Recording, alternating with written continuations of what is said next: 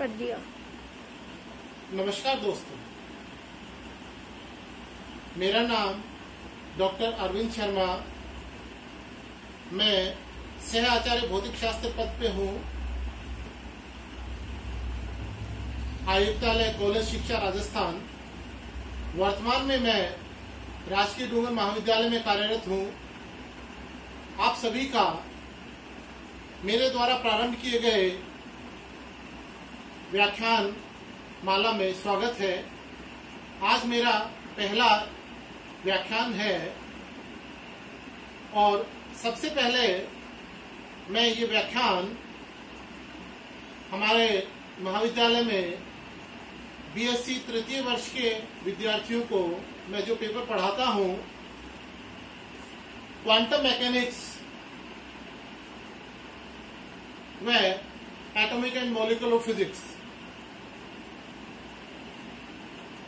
BSc तृतीय वर्ष में यह महाराजा गंगा सिंह विश्वविद्यालय में प्रथम पेपर के रूप में पढ़ाया जाता है। Quantum mechanics, atomic and molecular physics एक बेहद अच्छा विषय है और क्वांटम मैकेनिक्स को मॉडर्न फिजिक्स के नाम से भी जाना जाता है। सबसे पहले मैं महाराजा गंगा सिंह विश्वविद्यालय में जो पेपर की स्कीम है उसके बारे में मैं आपको जानकारी दूंगा। ये पेपर 3 घंटे का होता है, 45 मार्क्स का है, 45 नंबर का पेपर होता है, जिसमें 3 सेक्शन होते हैं, सेक्शन ए, सेक्शन बी और सेक्शन सी। सेक्शन ए में 10 क्वेश्चन आते हैं।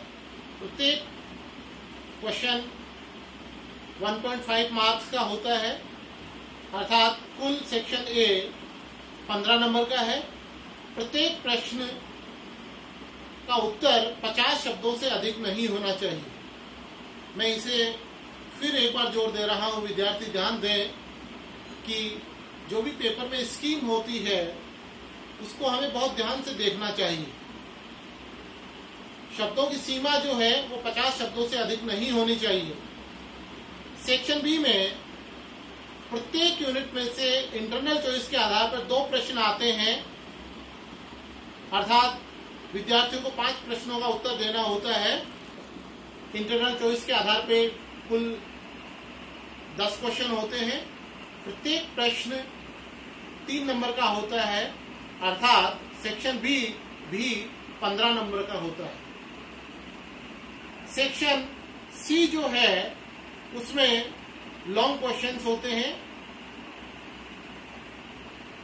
सेक्शन बी में जो शब्दों की सीमा है वो अधिकतम 200 शब्दों की है। सेक्शन बी में जो शब्दों की सीमा है वो 200 शब्दों की है, 200 वर्ड से ज्यादा नहीं होने चाहिए। सेक्शन सी में जैसे मैंने बताया कि 5 क्वेश्चन आते हैं, प्रत्येक यूनिट में से एक प्रश्न आता है। 5 में से किन्हीं 3 प्रश्नों का उत्तर देना होता है। प्रत्येक प्रश्न 5 नंबर का होता है, अर्थात सेक्शन सी भी 15 नंबर का होता है। अर्थात तीनों सेक्शंस 15-15 नंबर के होते हैं और कुल पेपर 45 नंबर का होता है। मैं सभी विद्यार्थियों से कहना चाहूंगा, जब भी हम कोई भी अध्ययन प्रारंभ करते हैं तो हमें उसके पाठ्यक्रम की अर्थात सिलेबस की जानकारी होना बहुत ही आवश्यक होता है। सामान्यतः विद्यार्थी इस ओर ध्यान नहीं देते हैं, जबकि मेरा ये मानना है यदि किसी विद्यार्थी को अपना एग्जाम में अच्छा स्कोर करना है तो पहले दिन उसके पास में सबसे पहले पाठ्यक्रम सिलेबस होना चाहिए। मैं थोड़ा सा इसमें आपको शॉर्ट में बता दूं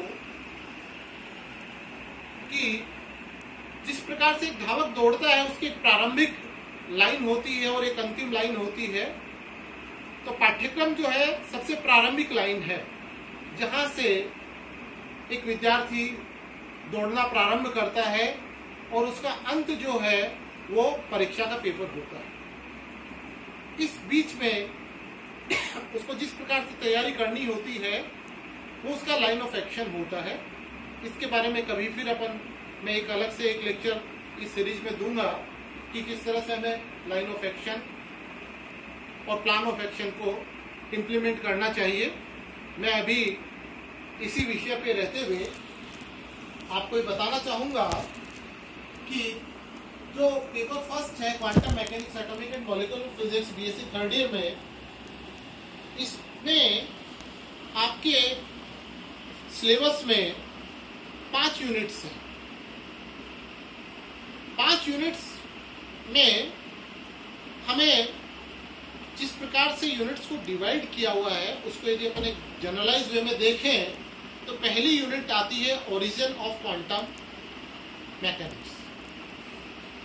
कई विश्वविद्यालयों में इसे डेवलपमेंट ऑफ क्वांटम थ्योरी कहा जाता है, अर्थात सारांश एक ही है किस प्रकार से क्वांटम मैकेनिक्स का प्रारंभ हुआ, इसे पहले यूनिट में समझाया गया है। दूसरी यूनिट आती है जिसमें श्रोडिंगर इक्वेशन, क्वांटम मैकेनिक्स की एक तरह से जैसे आप लोगों ने न्यूटन के नियम पढ़ा है, इलेक्ट्रोस्टैटिक्स में गॉस का नियम पढ़ा है, उसी प्रकार से क्वांटम मैकेनिक्स में श्रोडिंगर समीकरण एक बहुत ही महत्वपूर्ण पार्ट होता है जिससे पूरी क्वांटम मैकेनिक्स को समझा जाता है। दूसरा जो यूनिट है वो श्रोडिंगर समीकरण से रिलेटेड है।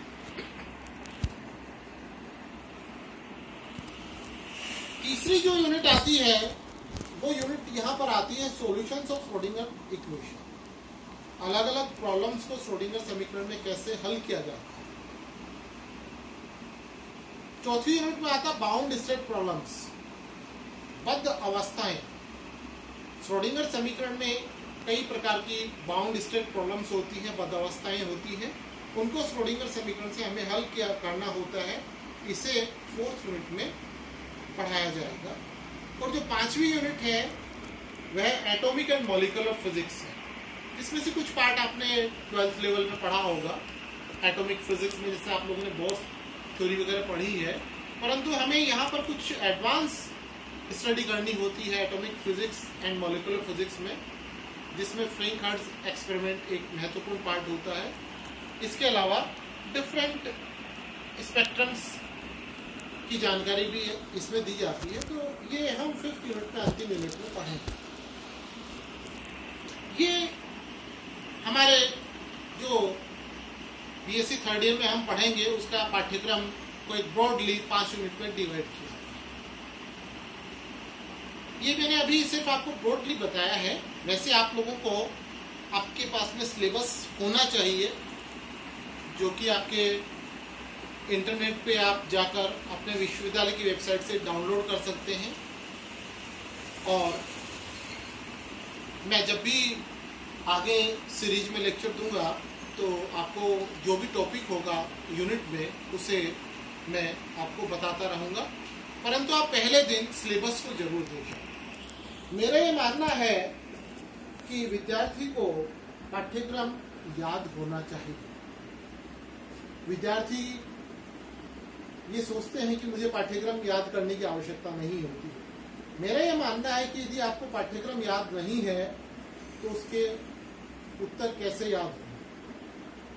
यदि किसी भी विद्यार्थी को पूरा पाठ्यक्रम याद है प्रारंभ से लेकर अंत तक, तो उसे ये पता है कि मुझे कौन सा प्रश्न किस टॉपिक के अंतर्गत करना है और इस प्रश्न का ये उत्तर है, तभी वो किसी एग्जाम में सक्सेसफुल हो सकता है। तो ये खास तौर से ध्यान रखें, पाठ्यक्रम को याद करने की कोशिश करें, पाठ्यक्रम को बार बार रिवाइज करें कि कौन सा टॉपिक किस यूनिट में दिया हुआ है। इस प्रकार से धीरे धीरे आपको पाठ्यक्रम जो है वो याद हो जाता है। पाठ्यक्रम के बाद में आपको सबसे महत्वपूर्ण पार्ट होता है कि आपको ये जानकारी होनी चाहिए कि मुझे कौन सी बुक से पढ़ना है। महाविद्यालय स्तर पे किताब का चयन एक महत्वपूर्ण पार्ट होता है। ये इसलिए महत्वपूर्ण पार्ट होता है कि आपको जो शिक्षक पढ़ाता है, जो टीचर पढ़ाता है, जो लेक्चरर पढ़ाता है, वो आपके सामने जो पढ़ा रहा है उसी से आपको पढ़ना होता है, उसे आप चेंज नहीं कर सकते। आजकल ऑप्शंस है, आप अगर इंटरनेट पे जाते हैं तो वीडियोस देख सकते हैं, परंतु in general black board teaching में जो टीचर आपके लिए अवेलेबल है आपको उसी से पढ़ना होता है। परंतु बुक्स